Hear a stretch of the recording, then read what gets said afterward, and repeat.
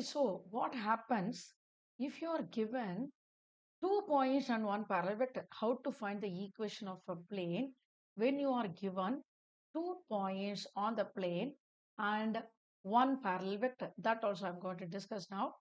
Okay, let the parallel vector provided be u, and let me be given 2 points, say A and B, and now as usual I have to choose an arbitrary point with coordinates x, y, z.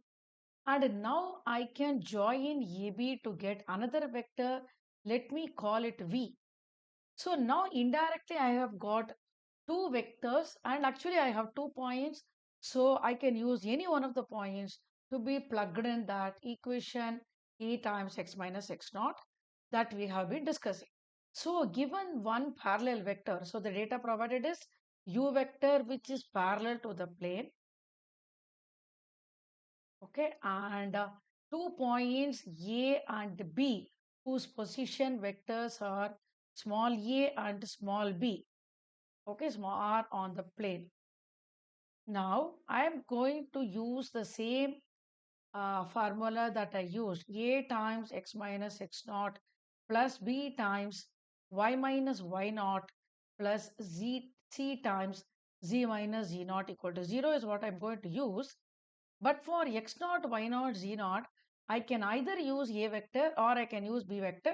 That is fine.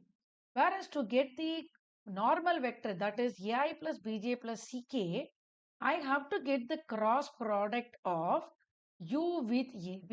So find out the cross product of u with ab.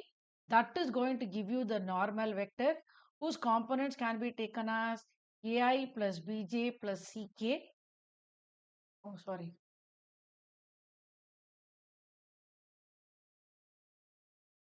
And that can be plugged in here. The result that you get can be plugged in here.